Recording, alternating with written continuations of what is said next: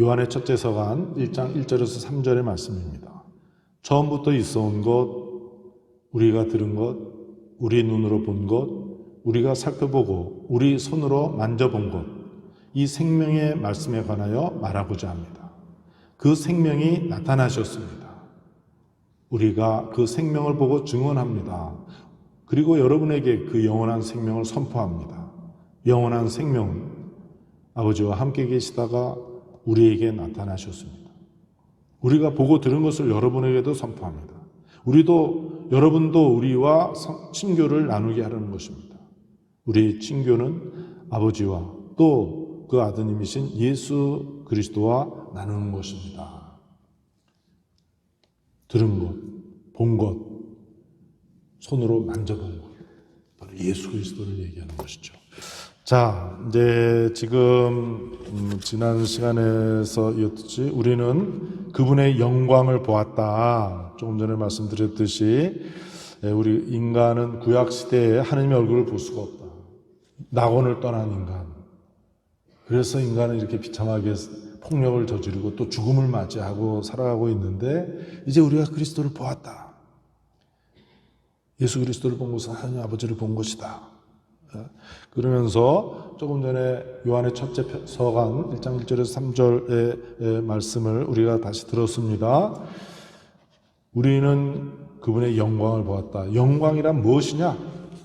영광이 성부와 성자와 성령께 천국과 같이 이제와 항상 영원하며 그리스도를 통하여 그리스도와 함께 그리스도 안에서 성령으로 하나 되어 전능하신 천주성부 모든 영예와 영광을 받으셔서 아주 아름다운 기도예요. 처음에는 신부되고 나서 잘 이렇게 와닿지 않았는데 이제 40년 되니까 이 기도할 때 미사 때 아주 정말 항상 제가 감동에 젖어 있는데, 자, 구약 성경에서 보면은 그 영광이라고 하는 것은 하느님께서 사람들에게 모습을 드러내시는 것을 의미한다. 하느님께서 모습을 드러내실 때 영광스럽게 나타나시고 하느님의 능력이 나타나는 그 사건, 어떤 사건을 통해서 하느님의 능력이 나타나는 것, 그것을 가리킬 때 이제 영광을 얘기하죠. 그러니까 구약에서 가장 커다란 영광은 뭡니까? 출애굽이죠.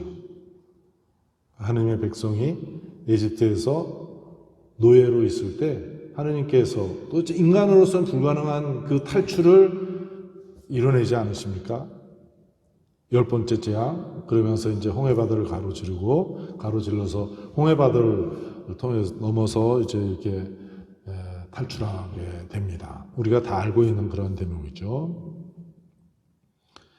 그러니까 요한복음에서는 앞으로 예수님께서 당신의 영광을 드러내시는 여러 가지 활동을 하실 것이라고 분명하게 밝히고 있습니다. 2장 11절 이런 대목입니다.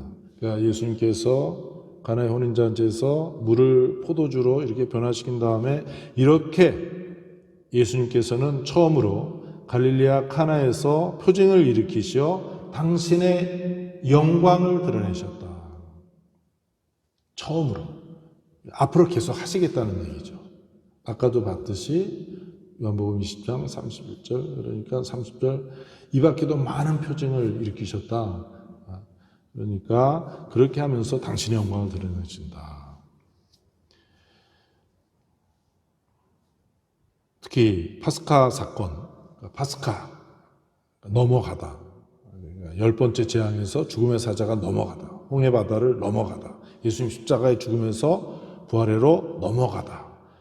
그래서 우리도 죄와 죽음의 노예살이에서 넘어가다. 생명의 부활해로, 영원한 생명, 하나님의 생명의로 넘어가다.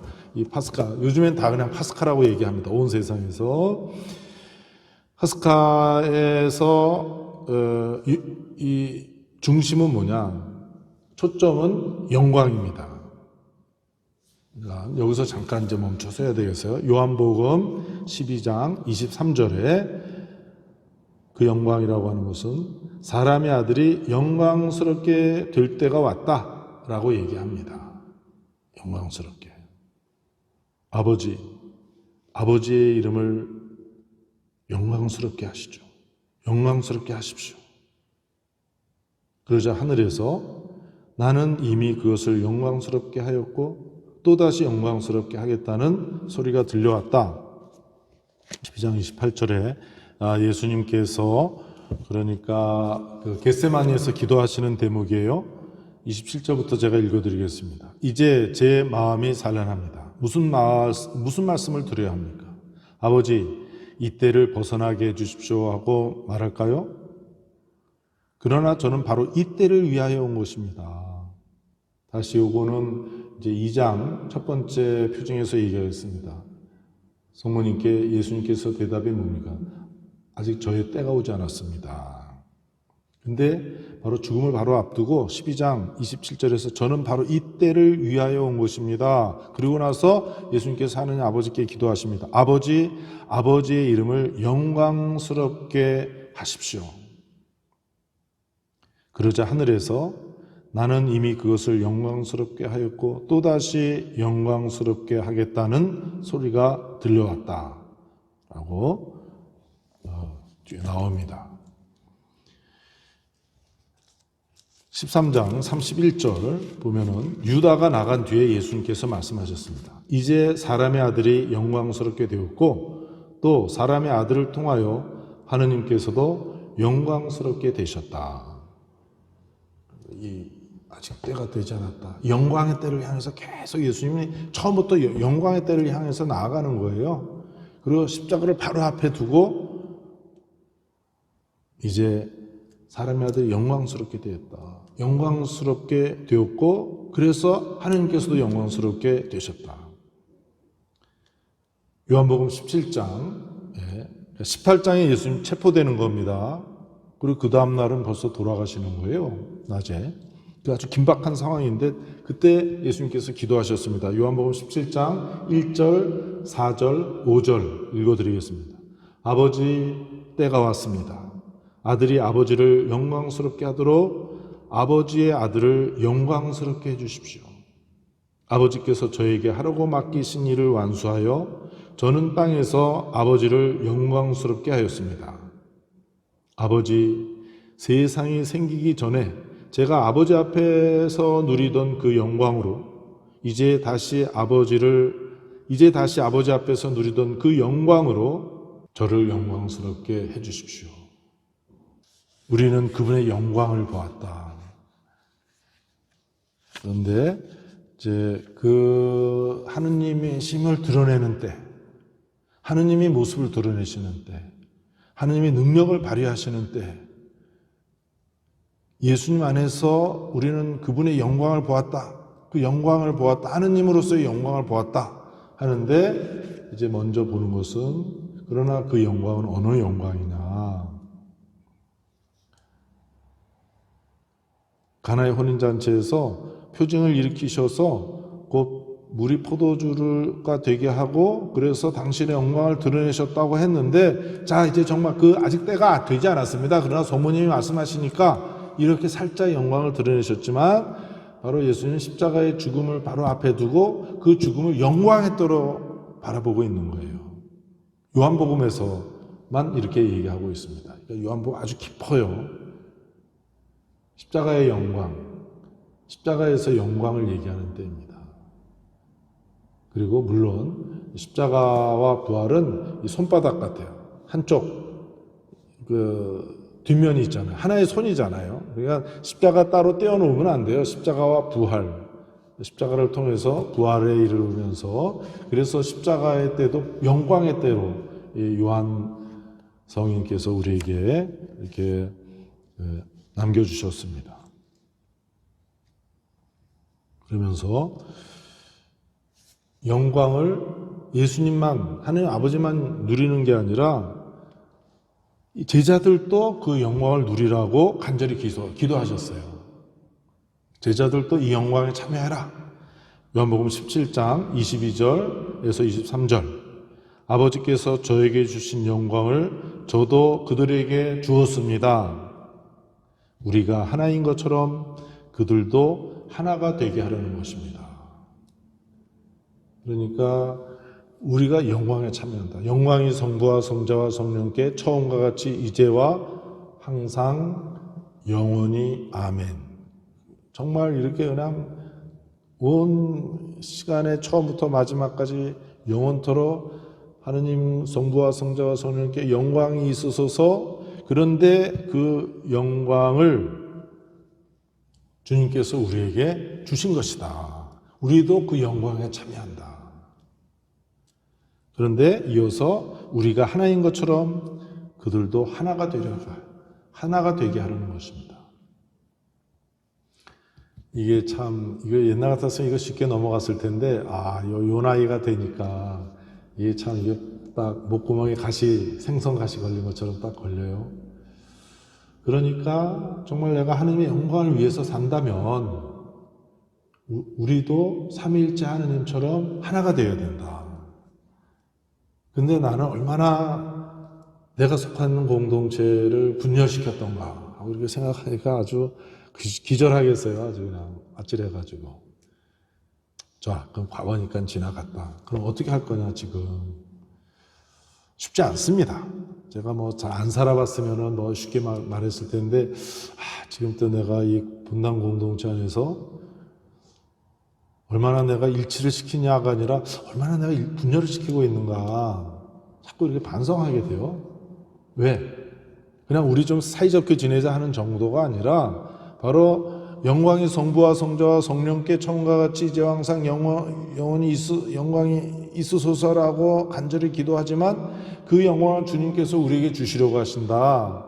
그런데 그것은 바로 하나됨이다. 바로 성부, 성자, 성령의 하나됨에 우리도 함께 참여함으로써 달리 얘기하면 내가 하나가 되기 위해서 끊임없이 노력해야 된다. 얼마 전에 우리가 지난 한 주간 전에 추석을 지냈지만은 우리 집안에 무슨 일이 있겠어요? 또 저와 함께 있는 동안에. 그런데도 그 잠깐 만나도 여기서 이거 일치보다 더 그 따뜻한 일치를 이룬다는 것은 그 결코 쉬운 일이 아니에요. 가만 보면 잠깐 만나는데도 보니까 자세하게 말할 수는 없고. 그러니 재산 문제 걸려 있고 또 아픈 사람 돌봐야 되는 일이 있고 경제적인 조건 따라가고 이런저런 걸리면은 이거 쉽지 않겠어요. 자, 그건 그렇고 또 우리 그리스도 신자 공동체 지금 우리가 본당에서 있습니다만은 이 다양한 사람들, 정말 다양한 사람들 아닙니까? 집안에 짓고 한 서너 씩서 사는 것도 쉽지 않은데 이 많은 사람들이 어떻게 하나가 될 수 있을까? 또 여기는 괜찮아요. 우리 교구, 지역 교회 아닙니까? 하나의 교회인데 지방 교회, 우리 교구장님과 함께 어떻게 정말 하나가 될 수 있을까? 내가 속해 있는 사제단이 정말 어떻게 하나가 될 수 있을까? 요거는 또 좀 간단해요. 교황님, 그건 정말 정말 하느님의 은총이 많이 필요해서 우리가 많이 기도해 드려야 되는데 어떻게 이 세상 안에서 모든 가톨릭 교회 신자들이 하나가 될 수 있을까? 어떻게 그리스도를 믿는다고 하는 사람들이 하나가 될 수 있을까? 어떻게 하느님의 자녀들인 모든 인간이 하나가 될 수 있게 할까? 그분의 어깨에 짐이 굉장히 무겁습니다. 그러나 우리가 하느님의 영광을 노래한다면 그 하느님 우리에게 영광을 우리에게 나눠주시려고 하시는데 그렇다면 우리가 끊임없이 하나가 돼야 되는 거 아니냐. 저는 이제 여기서 깝깝해져요. 그러나 하나님 계시니까 주님 우리에게 하나 되는 은총을 내려주신다. 하나님을 우리에게 주심으로써 성령을 우리에게 주심으로써 우리가 하나 되는 거 아니냐. 그래? 그러고 보니까 우리 집안도 그래도 하나가 되어 있는 거예요. 나 안 불키면서 살고. 우리 본당도 이만하면은 큰 대립 없이 그냥 그래도 무난하게 가고 있지 않습니까? 어떻게 가능한가? 바로 성령께서 우리 안에 오셔서 우리를 하나 되게 해주시고 계시지 않냐? 우리 서울교구 역사에서 아주 힘든 시기도 있었어요. 지금 우리가 이만큼이라도 지내고 있는 것도 보수도 있고 진보도 있고 다양한 계층이 모여서 사는데도 이만큼이면은 그래도 성령께서 우리를 이끌어주고 계시는 거 아니냐. 교황님과 함께 하나됨을 위해서 끊임없이 온 세계가 함께 기도하고 노력하고 있지 않는가. 네, 우리가 영광송을 바치고 미사 때도 대영광송 바치고 또 성찬 기도라고 하죠. 그 마지막에 주님 기도 직전에 또 웅장하게 대영광송을 바치면서 그 하느님의 영광을 노래하는 우리들이 그래서 항상 일치를 위해서 한편으로 노력해야 된다. 왜? 주님의 은총이 하나가 되도록 해주는 하느님의 은총이 우리 가운데 와서 머물고 있기 때문에 한편 우리도 노력해야 된다. 그러나 물론 고통스러운 일입니다. 하나 된다는 것은. 그렇지 않습니까? 내 자신 안에서도 내 안에 바울서도 로마서 7장에서 맨 마지막에 말하듯이 나는 해야 되겠다고 하는 일을 하지 않고 하지 말아야 되겠다고 하는 일을 하고 있고 이성으로는 하나님의 법을 따르지만 육체로는 죄의 법을 따르는 인간입니다. 인간의 그 분열된 모습을 바울서도 그렇게 얘기하지 않습니까? 이게 어떻게 내가 하나 되어야 되는가? 쉽지 않습니다. 고통스러워요. 집안에서도 하나 된다는 거 고통스럽습니다. 우리 본당에서도 하나 된다는 거 고통스러워요, 사실은. 보면 지금도 막 고통스러워 합니다, 사람들이 막. 우리 교구도 마찬가지고, 또 온 세계, 보편교회에 더 말할 것도 없고, 십자가의 길을 걸어가고 있는 것이다. 이 위에만 이렇게 십자가가 걸려있는 게 아니라, 우리가 하나님의 영광을 노래하는 사람들, 그래서 하나님의 영광에 함께 참여하는 사람들로서 우리가 기꺼이 십자가를 지고 가야 된다. 이 고통스러움을 부끄럽게 여기서는 안 되겠다 하는 생각을 하게 됩니다. 자, 이제 이렇게 해서 요한복음 1장 1절에서 18절 마무리를 좀 지어야 되겠습니다. 그리고 다음 시간부터 이제 본격적으로 첫 번째 표징 요한복음 2장 1절에서부터 11절에 나오는 그 가나의 혼인잔치의 이야기로 넘어가겠습니다. 자, 조금 전에도 말씀드렸던 것처럼 우리가 7가지 표징에 들어가기 위해서 1장 19절부터 1장 마지막까지에 해서 정말 이 표징을 일으키는 예수님이 누구냐 하는 것을 우리가 대답을 찾았고 그 근거를 근본적으로 예수님의 근본적인 예수님의 신원, 정체, 그것은 이제 1장 1절부터 18절에 나오는 그 말씀 창가, 로고스 창가라고 이렇게 얘기하기도 합니다만 거기서 대답을 찾았습니다. 그러니까 주님 중심을 이루는 핵심은 이렇습니다. 영원한 이 말씀이, 하느님의 말씀이, 그러니까 하느님의 말씀이라는 것은 저 사람 말하는 거하고 행동하고 다르네. 이 사람이 이중인격자네. 이렇게 얘기하잖아요. 그러니까 말도 인격이고 이 존재하는 것도 인격이고 그러니까 하느님의 말씀 다른 위격이다. 퍼스널리티가 다르다. 바로 성자, 하느님의 아드님이시다. 이분이 이 하느님 아버지와 영원히 하나이시면서도 그러나 또 한편으로는 위격적으로 다른 이 말씀이 사람이 되셨다. 그래서 우리 가운데 머물고 계신다. 이게 바로 우리 신앙의 핵심입니다. 그리고 이분은 영원한 생명 그 자체이신 분, 생명 자체이신 분이고 그리고 세상의 빛이다. 그러니까 생명이 한계를 이루는 걸 얼마나 우리가 아파합니까? 나의 죽음, 다른 사람의 죽음. 편안한 죽음도 있지만은 너무나 고통스러운 죽음. 옆에서 지켜보기에 너무나 절망적인 죽음도 많지 않습니까? 그런데 바로 이분은 사람이 되신 우리 가운데 계신 이 영원한 그 말씀, 이분은 바로 생명 자체이시고 세상의 빛입니다. 그러니까 하느님의 아들이라 그러지만 유일한 아들입니다. 한자어로 그전에는 많이 표현했는데 요즘은 그런 말 잘 안 쓰는 것 같아요. 독생성자. 유일한 아들이시다. 근데 유일한 아들이다. 그럼 나는 또 뭐야? 나도 하느님의 아들인데. 그래서 나와 구별되는 독생성자라고 얘기하시는 거예요. 그러면 나는 뭐예요? 아들은 아들이지만 입양됐다. 원래는 아니잖아. 내가 뭐 영원한 존재가 아닌데. 이제 영원한 존재가 됐잖아요. 하느님의 아들이 되었잖아요.